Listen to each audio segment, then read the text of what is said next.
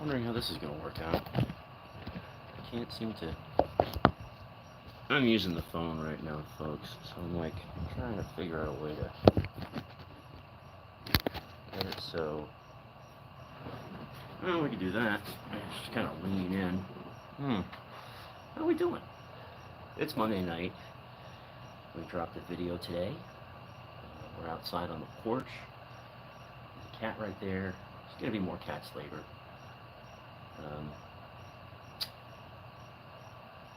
UFO deception video dropped today, and so far it's doing just as well as any other video. Not huge numbers, but I'm not here for numbers. I'm here for reviews and books. So, but I figured since we're here, maybe I can answer a few questions about the book to anyone who's watched.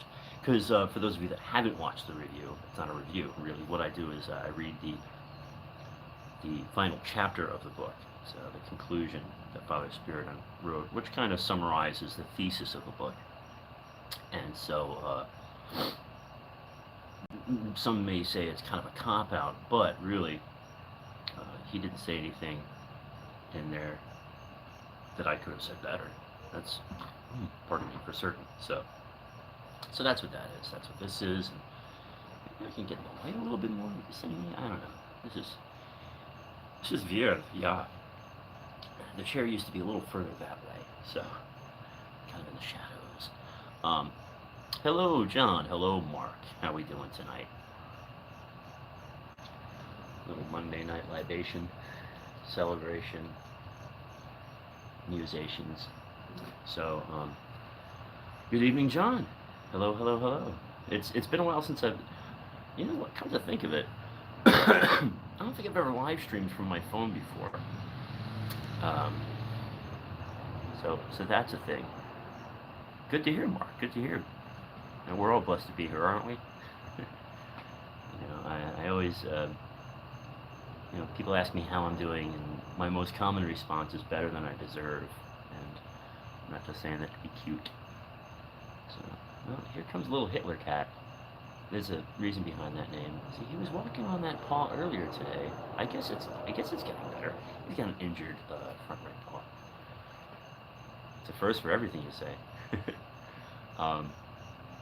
So yeah, with UFO deception, one of the reasons I recommend the book is because, for those of you not familiar with the work of Father Spirit of Alias, he is very thorough in his investigations. The man would have made a great journalist, although he is kind of a journalist in his own right.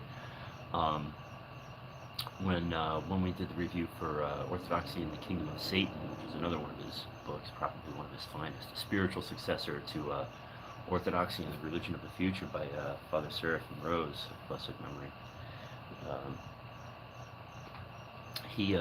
He does his due diligence. He does his homework, and I think the one thing that didn't, sorry, I'm petting one of the cats. One of the things that didn't really come through in his conclusion is just the length and breadth of the amount of information he went through in the book, especially when it comes to the history of what different world governments have gotten involved with when it comes to UFO nonsense. I am sitting outdoors. It is traffic. Upstate New York. Lucky, lucky, lucky, lucky boy you. I'm from Long Island originally, so it's near and dear to my heart. I should probably grab some more food for little Hitler. The reason I call this cat Little Hitler is because he has a little mustache right here, and he's constantly invading my space. He's a very nice boy. Of course, my cats don't really get along with him, but he lets himself into the house like Yams does. I injured his paw about a week ago, so I'm keeping an eye on him, making sure he's fed. Yeah, so what Father Spirit does in this book is he kind of goes through the history of not only what modern thinkers, scientists, and groups have said and observed and published about the UFO phenomenon, but he also draws a direct line back to sightings of demons even in the Old Testament. And so, once you've kind of read the timeline straight through, it becomes quite evident, what exactly we're dealing with here. But not only that UFOs are demonic in nature, but that the secularism of modern man has kind of taken the mysticism out of the phenomenon, and it's been trying to be quantified by science, and then in turn is returning to the occult in its nature. So it's really a cool read, and the link for it's in the video. So even if you don't watch the whole video and you're just looking to find the book, there's a link there. So I highly recommend it. There's one more book by Spirit and Bailey that I want to get for the show. It's called The Ancient Path, and it's kind of an essay on orthodoxy. How are UFOs demonic? Because they are literally demons. Well, I mean, some of them are just, government craft. Some of them are delusion. But by and large, it's demonic influence. That's the thesis of the book. So, yeah, there are plenty of religions based on UFOs, because there's plenty of religions that are delusional. From where we stand as Orthodox Christians, all non-Orthodoxy is delusional and misguided, mistaken. Though some thoughts can lead to orthodoxy, such as Christ the Eternal Tao by Abbot Damascene, a book that I haven't finished yet, and will eventually get to on the show.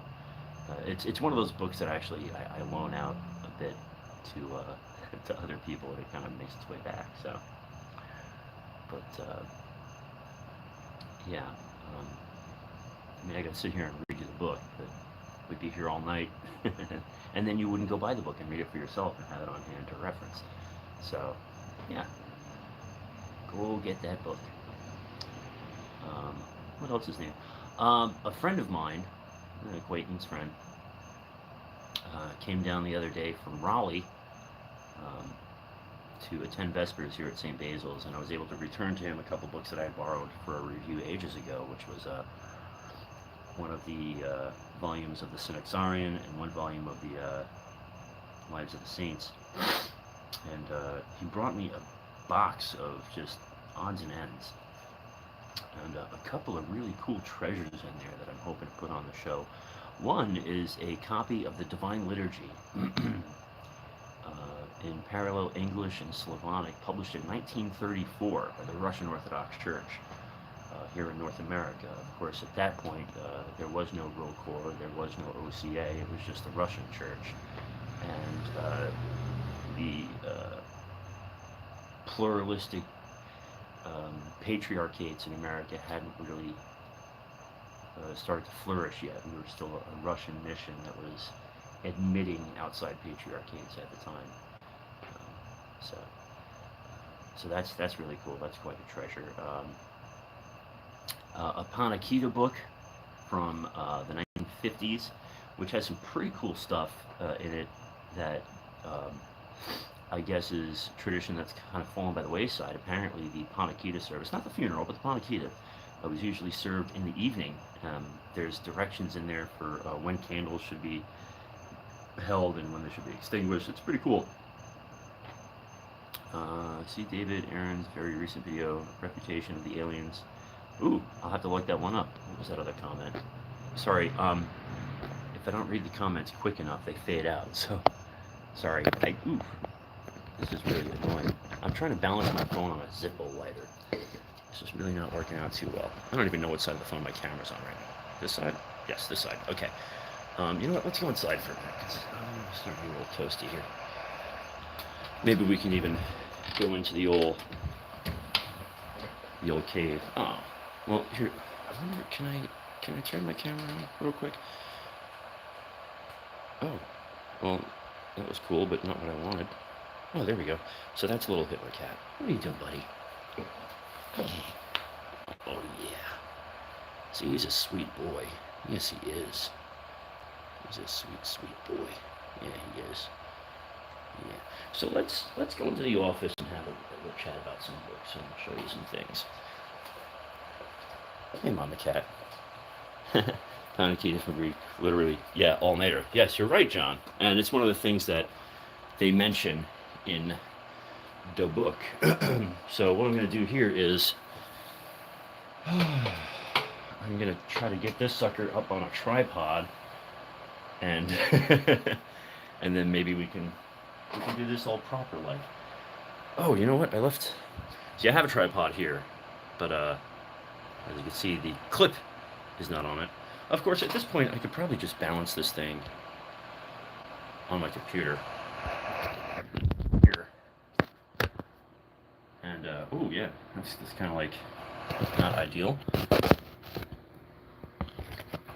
So maybe like that. Hey, Mama. I know we're kind of doing this on a. Oh, you know what? Okay, so here's what I can do. I will open up my browser and put on my own live stream on here, and then we'll see how that works. So at least maybe I can keep track of the conversation.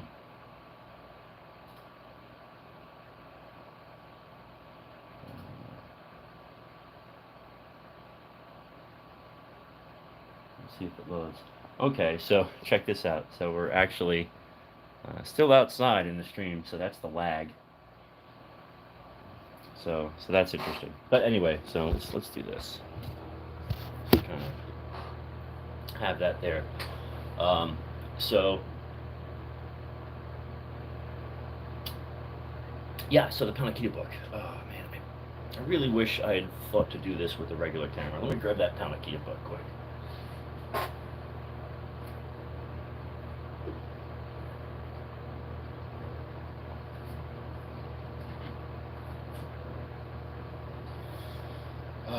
Yeah, I really should have thought this one out a little better. There we go. That's a little better. It's going to slide off. Let's see. Yeah, maybe that'll stay. Okay, that light up top's not helping anyone. Okay, so this is the book in question. When was this from? This was given to Vera Pollock in January of 1954, which is the year of the copyright. Metropolitan of the Aleutian Islands in North America, Macarius, gave its blessing 18th March 1952. The Slavonic text, published by the Moscow Patriarchate between 1950 and 1953. So that's pretty cool. But I mean, yeah, so it's just another parallel textbook. I don't know if you can see that or not. I might have to end this and switch over to the actual computer.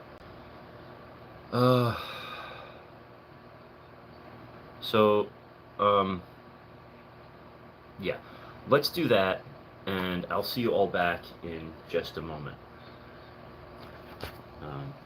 Yeah.